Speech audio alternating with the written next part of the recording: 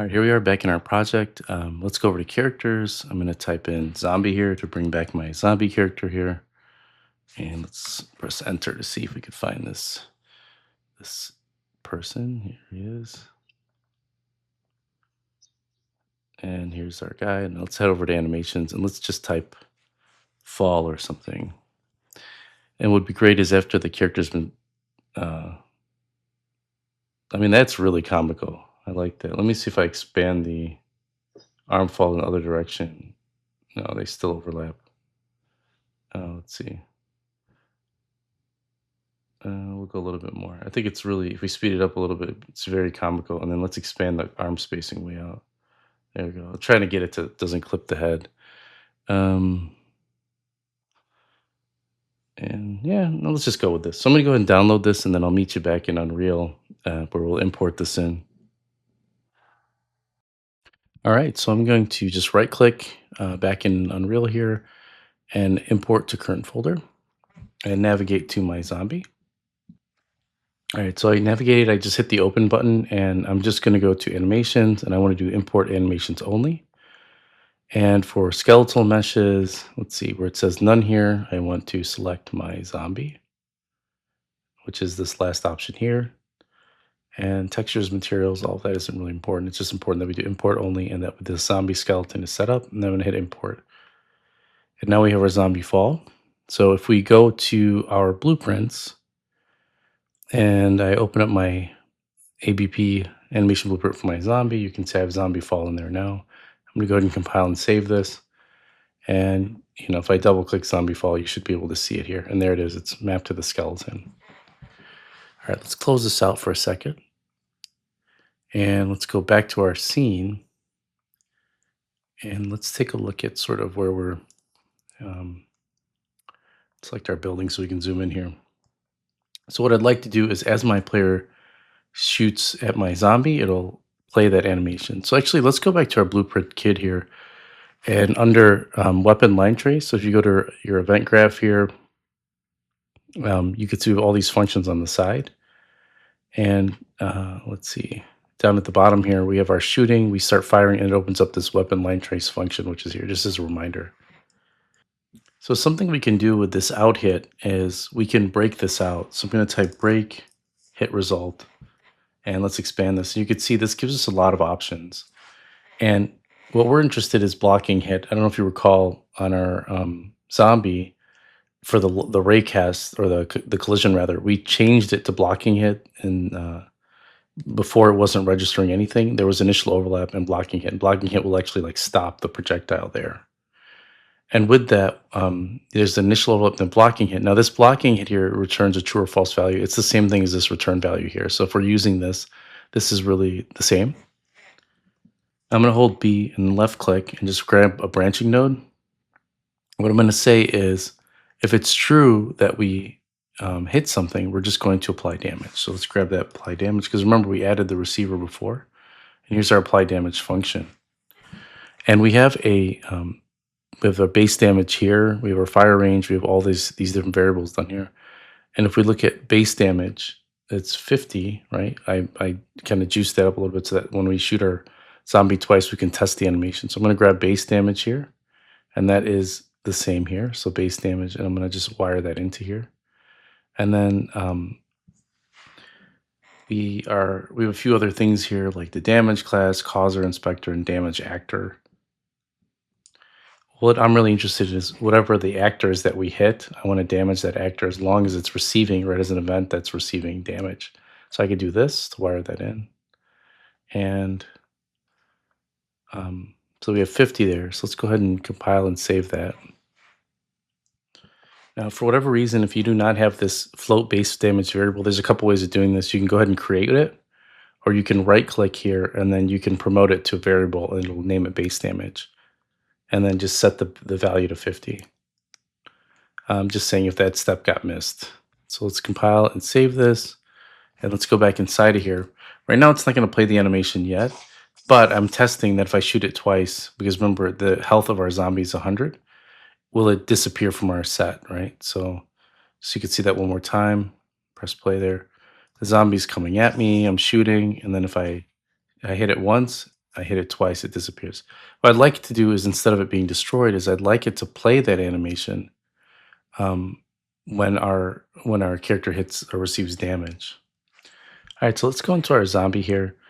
And what I'd like to do is just create a Boolean variable that's just going to track whether or not our zombie is knocked out. Okay, so let's just go ahead and make a variable. It's going to be called knocked out, and it's going to be a Boolean type. Which looks pretty good. And let's compile it and save that. Another thing I want to do is right before our actor is destroyed, I want to play that animation. And we'll create a function um, similarly where it says knocked out. We'll just call this zombie knocked out. So same thing, just it's a function. And let's go ahead and go back to our event graph and just drag this out. And we're just going to wire that right here. So what this is going to do is, again, this is going to handle the logic behind knocking out our zombie, where it falls down and stuff. And then after that, for maybe a set period of time, we'll have it destroy the actor from the scene. So let's go ahead and just add that delay node now, and just kind of stretch this out a little bit. And then I don't know, you can play with the value. I'll do it for 2 seconds.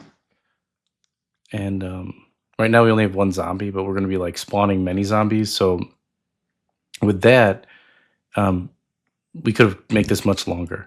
But if you have many zombies that are sitting in the scene, it could bog down the memory and hurt performance of your game. All right, so let's go in our zombie knocked out function. Now I'm going to grab this kicked knocked out here, and it looks like I forgot the O there, and I'm going to set this. So let's actually fix that too.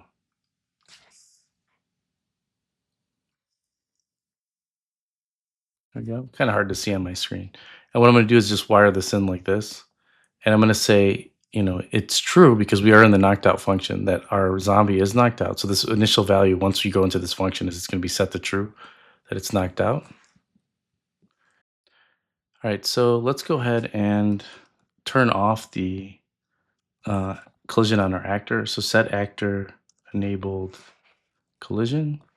And so just to kind of follow you through really quick the thought process here, we enter this function, we set it to true that our character is knocked out, and then we're going to turn off the collision because the main concern is we wouldn't be able to walk through it. So if we have a bunch of zombies knocked out on the floor, we wouldn't be able to walk through each zombie. All right, so let's take a look at setting that up. So let's go into our animation blueprint for our zombie. So let's go into our event graph, and let's take a look at what we have going on here. All right, so here is we're getting a idea of how fast our zombie is moving. So this would be a good place to actually let our animation blueprint know that our zombie whether or not it has been knocked out. So we're grabbing a reference to our zombie here, and then I can just grab that variable, the knocked out variable. So set knocked out, and I can wire this into here like that. Actually, a cleaner way of doing this is we can just get that variable, get knocked out. And then what we can do in here is, because we don't have a reference to that variable, we can just right click and promote this to a variable.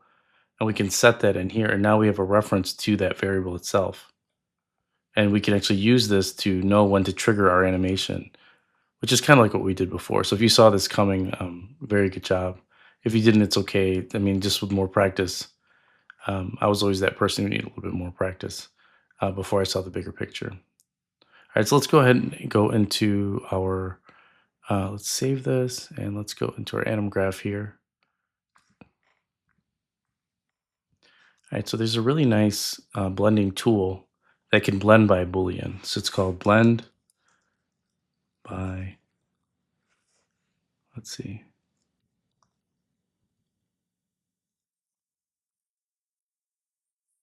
Blend pose, I believe, by Boolean. There we go. And so what we have here is we can say, okay, well, what's the active value? Well, we're checking whether or not our zombie has been knocked out. So if we wire this in there, we could say, well, if our zombie hasn't been knocked out, then I want this. I want if this value is false, that means our zombie hasn't been knocked out. We're going to run around, and if it has, then we can wire in our animation for our zombie knockout.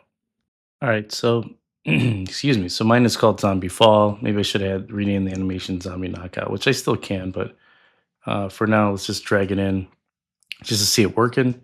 So here's our Zombie Fall. Let's compile and save that. If I check out my knockout here, if I check it this on, we should see the character fall. So I'm going to leave that off and then compile and save it. And let's go ahead and test it. Something else I did, I actually increased it to like 5 seconds. Let's see, where's that at? In the event graph here for duration for the delay. I don't know. Maybe that's a little bit too long, but I just wanted to see it, happen. So here's my two shots towards the zombie, and there he falls. And it's like you can see he's still facing towards my player. We'd have to fix that later. Um, that looks pretty good. Let's see. Let's look back at our kid really quick, see if there's any quick changes. You know what? I'm thinking this video is getting a little long, and instead of just throwing some stuff in there, let's wire up maybe a fall for our zombies in the next video.